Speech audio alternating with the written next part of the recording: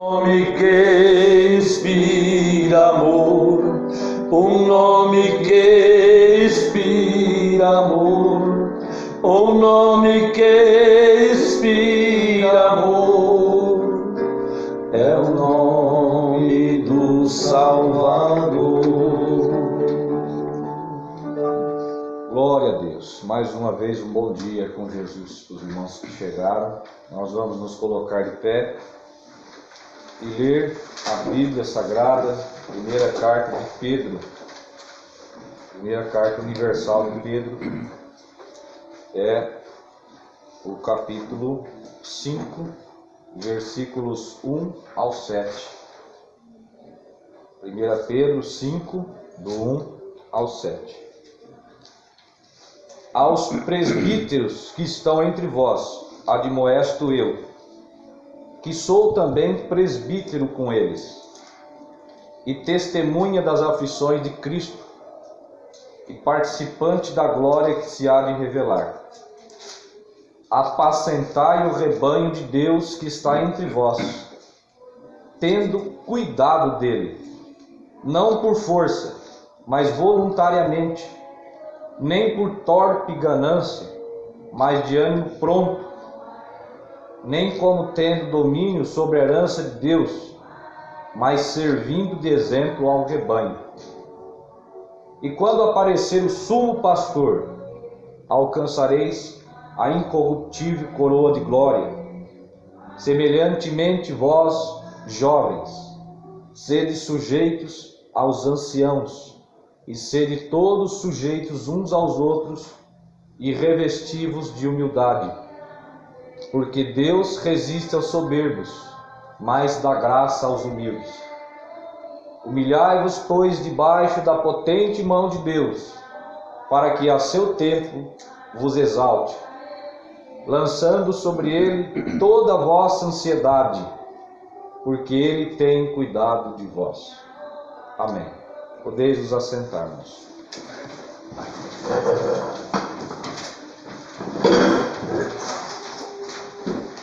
Pois bem, primeira carta de Pedro, capítulo 5, verso 1 ao 7.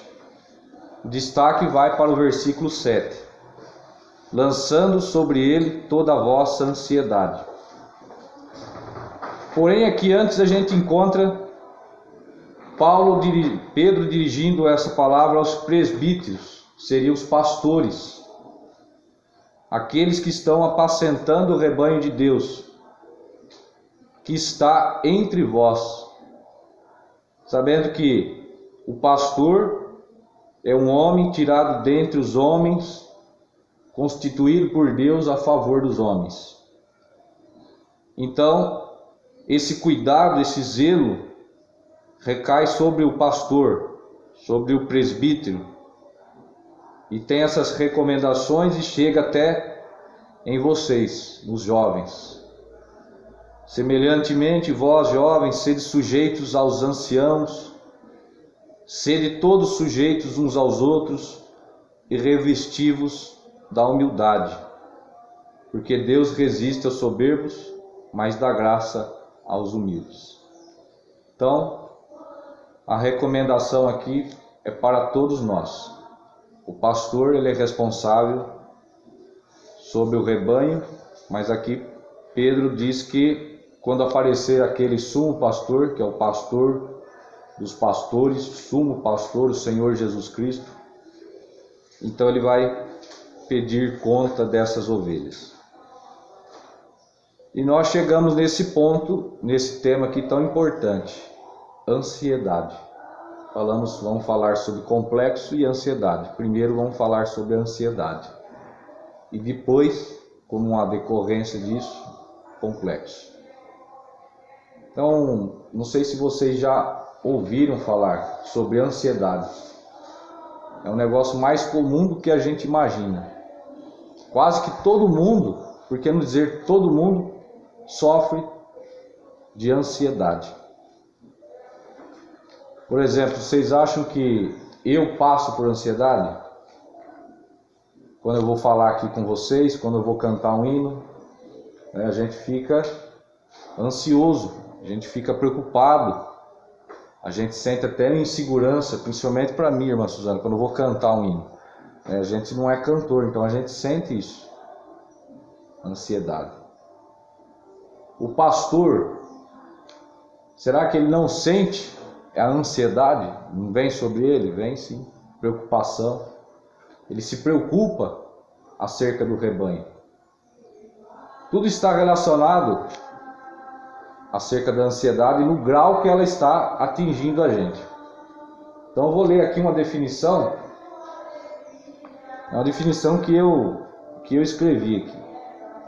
Ansiedade é a condição da pessoa que fica apreensiva, tensa, inquieta, tomada de preocupação, medo e insegurança acerca de acontecimentos iminentes, quer dizer, que estão prestes a acontecer, que podem ou não acontecer, causando reações físicas como tremores, suor, falta de ar, insônia, taquicardia, e reações mentais, depressão, síndrome do pânico, perturbações, sensação de perseguição, de fracasso, de derrota, de incapacidade. Então, essa aqui é uma definição de ansiedade. Mas é igual eu falei, todos nós sofremos disso. Existem vários graus de ansiedade. O grau normal que todos nós sentimos, é natural, Deus colocou isso na gente. Um grau um pouco maior, isso já atrapalha a nossa vida, o nosso desenvolvimento pessoal, desenvolvimento profissional, tá? Um grau um pouco mais profundo da ansiedade já leva a complexo, já leva a um isolamento, a pessoa se isola, não quer mais ter relacionamento, uma timidez excessiva, até chegar nesse grau que é um grau extremo, que é o TAG, transtorno de ansiedade generalizado. Essa pessoa precisa urgente de um tratamento. Então, a gente percebe que o assunto é muito grande, muito vasto, e eu não sou nenhum profissional aprofundado para tratar disso, e nem é o nosso objetivo aqui hoje, esgotar o assunto, mas é para a gente ter uma noção, identificar isso na nossa vida, e o mais importante, sob a luz da mensagem do profeta de Deus, entender que a gente não precisa estar preso nisso, na ansiedade, ser um escravo da ansiedade. E por que tratar justamente com os jovens, os adolescentes, vamos falar assim mais propriamente? Porque vocês estão nessa transformação, nessa mudança de uma fase, vocês estão saindo de uma infância, pré-adolescência e entrando numa vida adulta. Então, uma mudança muito grave, muito tremenda, num curto espaço de tempo. Então, você vai ver muita coisa nova, você vai ter muita experiência nova, você vai ter que tomar muita decisão importante na sua vida pessoal, na sua vida espiritual, na sua vida profissional. E quando a gente está cercado de decisões importantes como essa, é normal, é natural a gente ser tomado de medo, de insegurança e preocupação. Tá bom? O jovem se preocupa com o que os outros pensam a respeito dele. O jovem se preocupa de que forma que ele vai se apresentar para os outros, não é? O jovem se preocupa se ele está atendendo às expectativas daqueles que estão cobrando isso dele. Às vezes os pais estão esperando algo de vocês, entendeu? Então vocês estão nessa fase, estão sendo bombardeados por essas decisões e logo preocupação, medo, insegurança. É normal ter medo? É normal ter insegurança? É normal ter preocupação? É a coisa mais normal do mundo. Deus colocou isso na gente. É o nosso mecanismo de defesa. É normal, é natural, isso está no ser humano. A questão aqui está no excesso. Você ficar dando muita ênfase em determinadas preocupações. E o que vai ser amanhã? O que vai ser da minha vida? O que vai ser da minha vida profissional? Será que eu vou conseguir um parceiro, um companheiro, um marido, uma esposa? Será que eu vou ter filhos? E você não saiu nem do lugar. Você tem que viver um dia de cada vez. Você não pode ter essas preocupações precoces de forma excessiva, senão você vai ser uma pessoa ansiosa. Você não vai conseguir atingir o seu melhor grau, sua melhor satisfação. Então a ansiedade também está relacionada muito com isso. A autossatisfação. Ser feliz com aquilo que Deus te deu. Ser feliz naquele momento que você está vivendo. E ser feliz com o que você é. Conhecer os seus limites. Você não pode se cobrar além daquilo que você é. Nem Deus cobra isso da gente. Da gente ser aquilo que a gente não é. Então aqui que está a luz da mensagem. A luz que veio sobre o 7º anjo. Para tirar a gente dessa cadeia da ansiedade. Não estou dizendo que alguém aqui esteja, mas se porventura você se sentir nessa condição, Deus trouxe uma luz grande, poderosa, para tirar a gente dali. Você está entendendo? Porque é o seguinte, o profeta falou assim, eu anotei aqui, 3 coisas que essa era está sofrendo, a nossa era. Todos os irmãos nas eras primitivas passaram por medo, por preocupação, enfim. Mas nessa hora aqui o diabo apontou todas as armas contra a gente para atingir a nossa mente. O campo de batalha do diabo hoje é a nossa mente. Então o profeta fala que essa era é cheia de tensão nervosa, as pessoas estão apreensivas, estão inseguras, as nações estão inseguras, o mercado financeiro, os militares, a política, está tudo inseguro, todo mundo com medo, né? Principalmente nesse momento que a gente está vivendo, né? Pós-pandemia. Tudo inseguro, tudo incerto. Pressão dos ricos, o mundo capitalista cada vez mais, forçando a gente a trabalhar, a produzir, a correr atrás das riquezas. A gente, querendo ou não, coincidência ou não, a gente acabou de estudar a mensagem dos investimentos. O profeta fala muito sobre isso. Muito sobre isso. O profeta diz assim, que um homem bem-sucedido não é um homem bem-sucedido em bens materiais, mas é um homem bem-sucedido nas coisas de Deus. Um homem com sucesso é um homem com sucesso nas coisas de Deus. E a vida superficial. Veja, o profeta disse isso em 1960, vida superficial. E hoje a gente está vendo isso mais do que nunca, através das redes sociais. O que está acontecendo? As pessoas estão expondo, colocando para fora, propagando, pregando uma imagem delas próprias que não é a realidade. Estão formando a vida superficial através das redes sociais. Então eles se mostram felizes, se mostram satisfeitos, se mostram felizes com o trabalho, com a comida que estão comendo. Não é nada daquilo. Às vezes estão mergulhados numa tristeza, numa agonia. Então a pessoa se enfinha numa vida superficial, numa casca, numa vida de aparência, gastando aquilo que não tem. Depois se endividam, coloca a família inteira numa dívida, entra numa ansiedade descontrolada, no medo, na preocupação, na insegurança excessiva, que traz a insegurança, traz ansiedade. E logo a ansiedade, por sua vez, não cuidada, não revelada, não liberta, então você vai cair num complexo, numa depressão, numa síndrome do pânico, da perseguição e assim por diante. Então tudo isso é nessa era que nós estamos vivendo, vocês estão vivendo. Então, por isso que eu falei, por que para os jovens? Tudo isso que a gente está vendo agora, há pouco tempo atrás para vocês não estavam nem preocupados com isso. A criança preocupa com o que vai comer, se vai trabalhar, se vai cuidar de uma família. Irmão Felipe e irmã Suzana agora, daqui a pouco vão estar lá no mercado, vendo o preço lá no barracão, no Jalserve, para ver onde está mais barato. Até então, quando você está na pré-adolescência, até mesmo agora, muitos de vocês aqui, não tem essa preocupação. Mas vocês vão começar a entrar nesse mercado de trabalho, nessa responsabilidade financeira, tá? Vocês vão começar a responder por isso. E muitas vezes causa preocupação, causa medo, causa insegurança. Mas se Jesus está no barco, para que ficar ansioso? Para que ficar preocupado, né?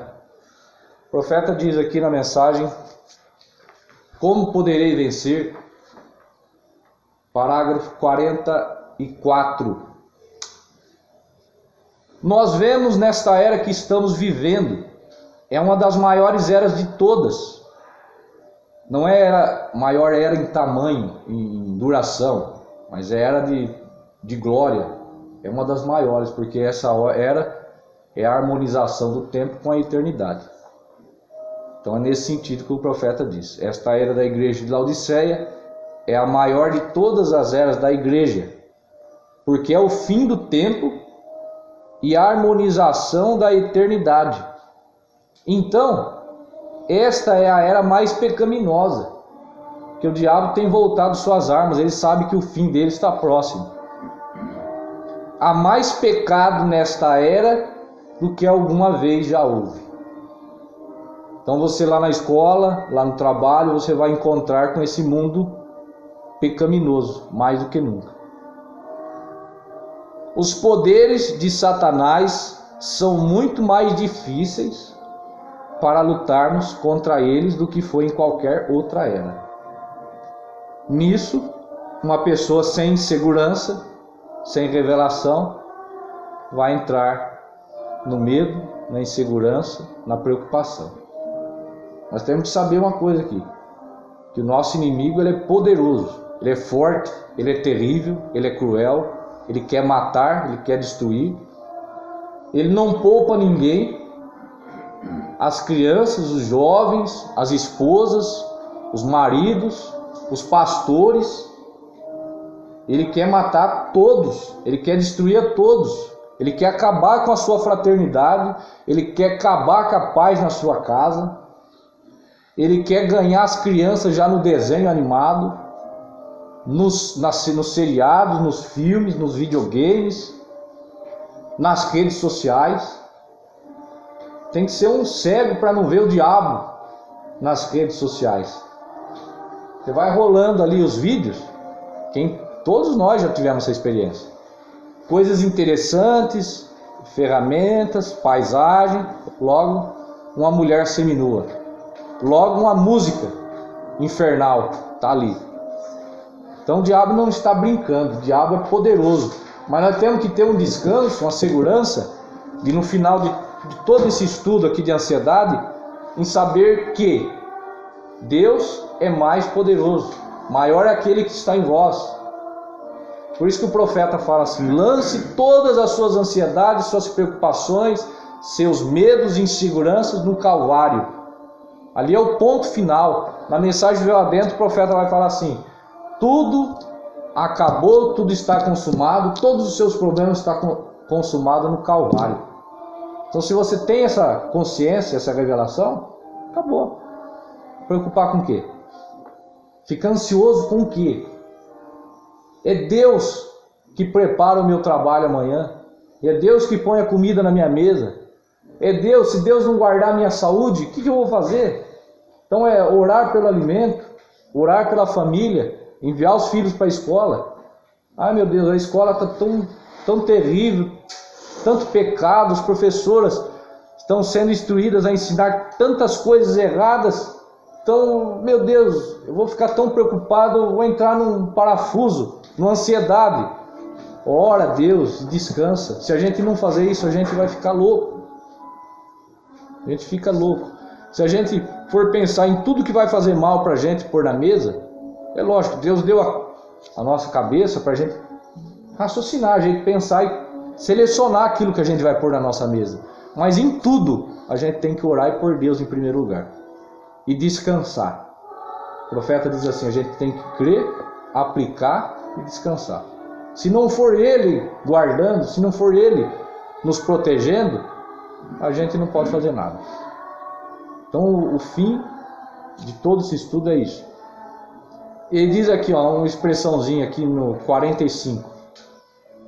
Esta é uma grande era de decepção. As pessoas estão decepcionando-se umas com as outras, mais do que nunca. Você espera algo de uma pessoa, de repente você se decepciona. Então vocês têm que ter uma consciência assim, ó. Nada pode te surpreender na jornada. Nada. Você tem que ter a sua convicção de fé e saber em quem você tem crido. Se 1000 cair de um lado, 10.000 à sua direita, você tem que ter a segurança na alma que você não vai ser atingido. Se todo mundo um dia deixar de crer na mensagem aqui na nossa cidade, você tem que seguir crendo na mensagem você individualmente. Se um dia você escutar o irmão Afrânio caiu, desviou, o irmão Jesus caiu, desviou, você siga adiante. Siga crendo, siga descansado, creia na sua salvação, creia que a mensagem é a voz de Deus para nós nesse dia, tá certo? O profeta fala aqui na mensagem amnésia espiritual, no 22, uma das coisas que causa a amnésia é esquecimento total ou parcial. Uma das coisas que causa a amnésia é a preocupação excessiva. Preocupação causará isso. Porque a pessoa fica com a mente tão ocupada na preocupação, às vezes, em coisas que nem vão acontecer. Fica preocupada precocemente. O profeta diz assim, ó, guarda essa expressão: a preocupação não possui virtude. Não tem poder, não te ajuda em nada. Agora, qual é o centro da preocupação? Porque tudo que a gente lê na mensagem, irmão Jesus, tudo que a gente estuda na mensagem tem que ter um centro. Se a gente cai num extremo e mostra para o povo só um extremo, o povo vai ficar perdido. Então, qual é o centro da preocupação? Precisamos ter preocupação? Sim, todos nós temos preocupação. Porque nós não somos um povo relaxado. Nós temos um compromisso. Você acha que o pastor não se preocupa com o que ele vai entregar no púlpito? Com a hora que ele tem que estar aqui? Com os cultos da semana? Com o que vai atender os irmãos? Com isso, com aquilo? Ele fica preocupado. A questão está que essa preocupação está sob domínio dele, controle dele, não perdeu o controle. Não é uma coisa excessiva. Ele não está descontrolado, tomando o seu tempo 24 horas por dia, preocupado, com medo, com insegurança, logo com ansiedade. Então ele tem um controle, tudo tem um centro. Nós temos nossas responsabilidades. Um pai de família tem sim suas preocupações, que correm junto com as suas responsabilidades, seus compromissos. É conta de água, é conta de força, é supermercado. Agora, acima de qualquer preocupação, tem que estar o descanso em Deus. Senão a gente vai cair nesse problema psicológico, nessa ansiedade. Então, a preocupação não possui nenhuma virtude em si, de modo algum. Apenas salte a preocupação, passe por cima dela e aceite a fé. Alguém disse: se você fosse fuzilado amanhã, você não estaria preocupado? Eu disse: eu acho que não. Por quê? Eu disse, os profetas dizendo, a preocupação não me faria nada a não ser me deixar pior. Eu iria gastar a noite inteira preocupando e não ia mudar nada. E aí a pessoa diz: mas então, que bem faria eu ter fé? E eu disse: talvez a fé me salve. Isso é correto, mas a preocupação não me salva. É o 22 da amnésia espiritual. Por quê? A preocupação não tem nenhuma virtude, de modo algum. Porém, a fé tem toda a virtude, tem todo o poder. Agora, a preocupação às vezes causa isso, amnésia espiritual. Então, aqui alguns parágrafos, né? A infinidade de parágrafos, a quantidade de parágrafos é muito grande, né? Nessa mensagem aqui, ó, deixando escapar a pressão, que eu deixo para os irmãos como uma referência, se vocês desejam ler, leiam. Deixando escapar a pressão, nesse parágrafo 34. Existe uma pressão sobre o povo hoje. E essa pressão não tem limites ou qualquer linha denominacional. O que isso quer dizer? Que não é porque você crê na mensagem verdadeira que você não está sofrendo a pressão. Não é porque você é uma pessoa cheia do Espírito Santo que você não está sofrendo a pressão. Todos nós sofremos a mesma pressão. Todo mundo. O incrédulo, o denominacional, você que crê na mensagem, o católico, pessoal que não vai em igreja nenhuma lá na empresa, está sofrendo a mesma pressão que você. A questão é que você tem um privilégio, que é estar na mensagem que te direciona, que te liberta, que te orienta, que te consola. Então, a pressão não tem limite ou qualquer linha denominacional. Ela não tem linha de idade. Você viu que atinge a criança, atinge o jovem, atinge o adulto, atinge o idoso. Tem crianças que têm crise de ansiedade. Uma vez eu acompanhei um caso, a criança foi para a escolinha de futebol e lá ela chegava de frente com a bola, ela travava porque ela estava com tanto medo, com tanta insegurança do que ia acontecer, se ela ia acertar, se ela não ia, se ela ia cair, se a bola ia entrar no gol. E ela estava com tanta preocupação que ela não conseguia fazer nada. E às vezes a gente fica assim, com tanta preocupação que a gente trava. Você não desenvolve, você não presta atenção, você não consegue absorver nada daquilo que você está ouvindo. Você fica com tanta preocupação que você não consegue fazer nada. Prejudica o seu autodesenvolvimento. Tá? Então o profeta diz assim: ela está sobre o jovem, está sobre o idoso, está sobre o bom, está sobre o mal, está sobre todos. Pressão. Nós estamos vivendo numa era neurótica, tensão nervosa. Todos estão correndo aqui e ali, indo a parte alguma. Quer dizer, correndo, trabalhando. O profeta diz, algumas pessoas dirigem a 90 milhas por hora para chegar em casa e esperar 2 horas o almoço ficar pronto. Para que correr? Para que sofrer essa pressão? Isso simplesmente para esse tipo de era. Porque nas eras antigas, nas eras primitivas, o que acontecia? Você vai lá para uma arena, você vai ser devorado por um leão. O profeta diz, em 5 minutos a pessoa estava na presença de Deus. Sentia dor física, mas passava, era rápido. Hoje o diabo não está matando dessa forma, nas arenas. É uma arena mental, psicológica. Então ele vai nesse campo de batalha, com as suas artimanhas, com os seus instrumentos, ele vai tentando nos destruir. Por que tantas pessoas estão envolvidas com a depressão? Por causa da pressão, da tensão nervosa, da autocobrança, da ansiedade. Veja, eu sei que esta era, ou esta igreja, seria contaminada com isso, como todas as partes estão contaminadas com isso. O profeta sabia que o tabernáculo Brana não estava isento. É a mesma pressão que vem sobre todo mundo, ia vir sobre o tabernáculo Brana. E nós somos uma extensão do tabernáculo Brana. Nós somos privilegiados de ter esses aconselhamentos do profeta. Então ele fala assim, eu sabia que a igreja seria contaminada com isso. O tabernáculo está contaminado com isso. Todos os lugares, o mundo inteiro. É um dia de pressão. Apressam e esperam. Pressão. Dirigem a 90 milhas por hora, chegam em casa para jantar e esperam 2 horas até que fique pronto. Isso é certo. Esta é a hora. É a hora que isso está acontecendo.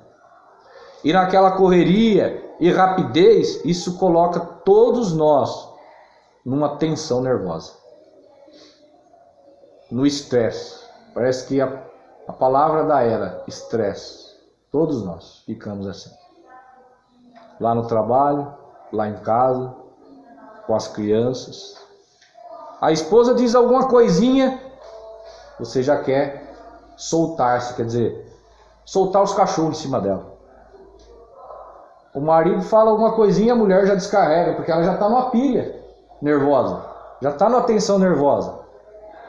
A mulher, por exemplo, que não trabalha fora, que cuida da casa, cuida das crianças.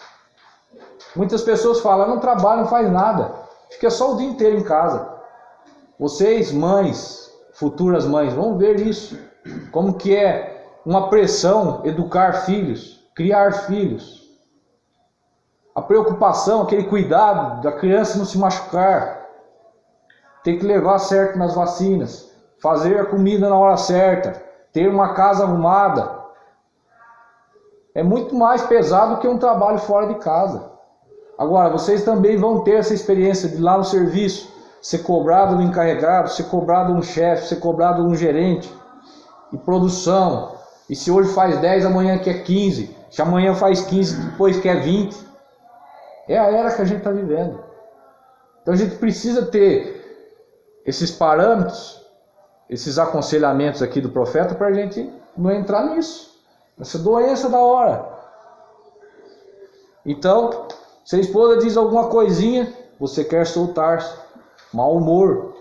O marido diz alguma coisa, você bate seu pé e diz para ela ir para a sala, ele ir para a sala. Bem, agora, marido, eu não quero nenhuma palavra com você. Vai para fora. Quantos casamentos estão terminando por conta dessa pressão, dessa tensão, dessa falta de compreensão? Irmãos, não tome nenhuma decisão na hora do estresse, na hora do nervoso. Não fale nada. As palavras ferem mais do que um tapa na cara. Certas palavras o marido nunca deveria falar para sua esposa, mesmo na hora do maior nervoso, do maior estresse. Às vezes o marido chega cansado de tanta cobrança, chega com aquela pressão, chega do serviço, a mulher já está com aquela tensão nervosa em casa e ela vai falar alguma coisa e ele fala coisa que não deve para ela, fere ela. O pai não deveria falar certas coisas para os filhos, porque fere o filho, fere o anjo da criança. Meu Deus. O marido diz, esposa, estou tão nervoso. E ela diz, por quê? O que há?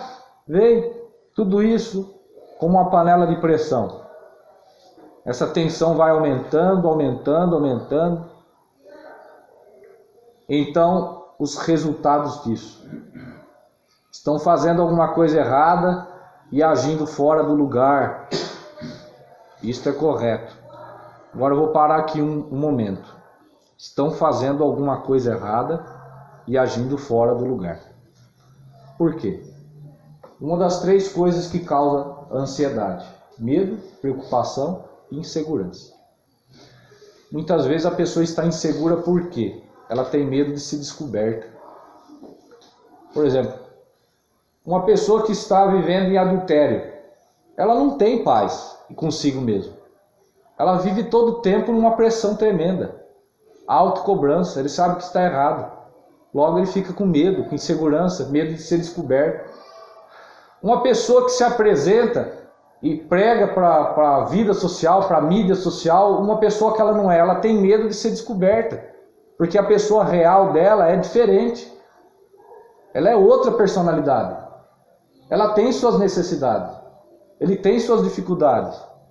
Só que ele não passa isso, ele não prega isso na sua imagem social. Então ele tem medo de ser descoberto. Logo, medo, insegurança, preocupação e ansiedade. A pessoa não fica em paz, fica ansioso.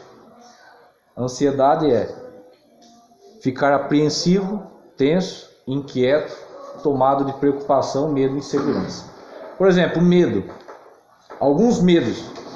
Medo de ser descoberto, como eu já disse, das pessoas saberem quem você realmente é, por conta da sua vida social, da sua vida superficial, da sua fachada social, ou de alguma mentira ser descoberta. Medo de padecer necessidades, fome, falta de dinheiro, falta de recursos. Medo de ser chacota, alvo de piadas. Nisso muitos caem em negar sua posição de fé. Nós jovens, lá na escola, às vezes somos tomados desse medo, um medo incontrolável de ser chacoteado, de ser um alvo de piada. Olha lá o crente, olha lá a crente, olha o vestidão, olha o cabelão dela.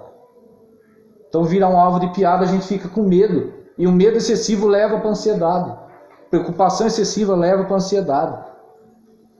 Medo de serem crucificados pelos colegas. Medo de falar em público. Pessoas têm medo. Muitas pessoas, muitos de nós, é normal ter. Mas o medo é excessivo. Por que você está com medo de falar em público? Se nós somos uma família. Será que as pessoas vão zoar, vão caçoar de você? Por você estar falando no público?